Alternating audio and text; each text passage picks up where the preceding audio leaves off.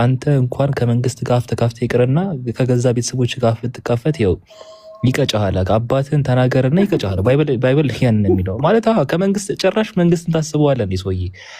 መንግስትና ደርሰው እሱ አባትህን ተናገረውና መክፈት የሚችል ሰው አለ? እስቲ የሆነ ሰው ከፍቶ ያሳየው። አባትህን የሆነ ተናገረውና መቼ እንደሚቆም ንገረኝ። ደግሞ መቼ እንደሚቆም ንገረኝ። ሰላት እስቲ ሳራ ክፈተለት። መክፈት የሚችል ሰው አለ? አረ ተው ተው፣ እሱን ተው። ራሳችን አይ ለምን እንተዋለን? ብናየው ደስ ይለኛል። ሰላት መቼ እንደሚቆም ንገረኝ። ሰላት የምን ሰላሀዲን ማን ነው? እስቲ እኔ አልገባኝ። ሰላሀድ ነው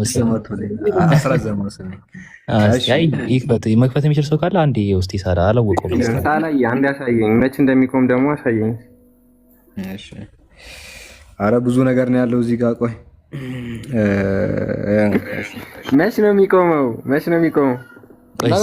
ተረጋጋ እስቲ። እሱ ጋር ይገደል የሚለው ቃል ራሱ በጣም ሲምፕል ነገር እኮ ነው የጠየቀው። ቆይ ሰርቆ ቢሸጥ ወይም ምናምን ይገደል። አባትን ወይም እናቱን የሚሰድብ ፈጽሞ ይገደል። ብራዘር አልከፍልም ምናምን እንደዚህ የለም ሰውዬ። አባትና እናት ጋር ትንሽ አፍ ተካፈት፣ ይሸኘዋል፣ እዛ ይቆርጠዋል። ይገደል። አህመድ ለማን ነው እንደዚህ የተጻፈው? ዘጸአት ላይ ያለው እንግዲህ ታሪኩ አያጠቃልላችሁም እናንተ? ኖ ለሙስሊሞች ነው ወይ? ምን ነው ለሙስሊሞች ማለት ይሄ የተጻፈው? ሙስሊም ነህ አንተ ነው። በምን ሞራል መሰረት ነው የምትናገር? በምን ሞራል መሰረት ላይ ቆመ ነው? አንተ ግብር አልከፈልክም? ቆይ ተረጋጋ። አይ እንደ ከባድ ጥያቄ እያደረገህ ነው። ባይዚ ምንም አዲስ ነገር አላወራህም። እንደዛ ተሰምቶህ ከሆነ ባይዚ ምን መሰለህ፣ የራስን ህግ ነው። አሁን ጂዚያ ከፈልክ፣ ቆይ አንዴ ጂዚያ ከፈልክ አልከፈልክ እሱ አንድ ፖይንት ነው። ትገደላለህ የሚለው እርምጃ ለማትፈረስ ፕሌስ ባይዚ ከሀገሩታ ነው የምትባለው። ግን ትገደላለህ ብትባል እንኳ ምን አስበህ ነው? ምን አስበህ ነው? አሁን አንተ አባቱ ወይም እናቱን የሚሳደብ ፈጽሞ ይገደል የሚል መንግስትን እኮ እርሷ እያልኩ ነው። መንግስት ጋር እንደዛ አልከፍልም እሱን ተው፣ እሱ ሌላ ዓለም ነው። ግን አባትና እናቱን የሚሳደብ ፈጽሞ ይገደል የሚል መጽሐፍ ይዘህ ጂዚያ መክፈልና ለመክፈል ያሳስብሃል ነው? ራስን መቆጠብ ያለብህ መንግስት ጋር ሳይሆን ራስህ እዚህ ከቤተሰብ ነው። ራስን መቆጠብ ያለብህ ከቤተሰብ ነው። የሆነ ነገር ወጣ ብትል ይሸኙሃል። ብራዘር አያስፈልግም። በሆነ ሰበብ እኮ የሚፈልገው ታውቃለህ። እንኳን ተናግረህ ይቅርና ማለት ነው ከአባት ከእናትህ ጋር ሚስት ባሏን ልጠብቅ ምናምን ብትል እጇን ነው የሚቆርጠው ምናምን። እንደዚህ ነው ያለው ታሪክ። ባይብል ይገርማል። አለ ገረመው። እስቲ ሳላ ይከፈተለት ራሳችሁ እንችላችሁ ከሙስላሞች አረተው የኛሞ ተመለሰ። ሳላ በስትክክል በቃ ክርስቲያን ስለሆኑ ነው። ዛቲ በስትክክል መልሶልህ።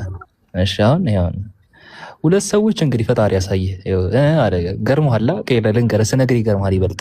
ሁለት ሰዎች እርስ በርሳቸው ቢጣሉ አለ የአንደኛው ሚስት ባሏን ከሚመታው አለች።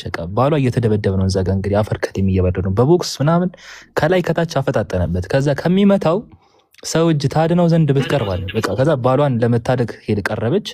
ስታስበው አንተ አይሆንም፣ እዛ ሁለቱ ፊት ለፊት የጣሉ ነው። እሷ ይከብዳል ታውቃለህ፣ ልታድነው ስታስብ ማለት ነው። እጇን ዘርግታ ብልቱን ብትይዛለ ስታስበው በቃ የሚያዝ ቦታ ነው የምፈልገው። አሁን ከዛ ጋር ሲጣሉ መሀል ላይ ብገባ ባሏን ትቶ እሷን ነው ለሁለት ነው አፈር ከደም የሚያበላቸው። በቃ አንድ በጣም የሰው ልጅ ደካማ ቦታ አንድ ብልቱ ነው። መጣች እጇን ዘርግታ ብልቱን ብትይዝ አለ ቀጥታ ምንድን ያለው እጇን ቁረጥ ነው ያለው። አይነህ ማይራራት ነው።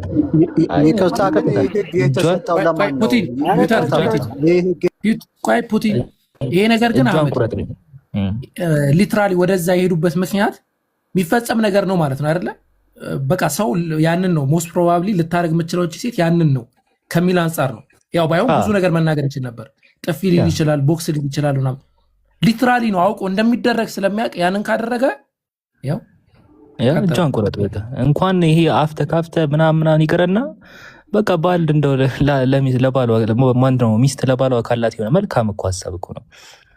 ልታደገው ባሌን አፈር ከደሜ እያበላው ነው ሰውዬ ምናምን ብላ ደካማ ፓርቱን ፈልጋ ያዝ ስታደርግ ያሽው ነው የሚላት። ያሽው ይላትና ወስዶ እጇን ተጫዋች ነው ሲጀ ያሽው እንደዛ ነው እጇን ቁረጣ ነው ወደ ሌላ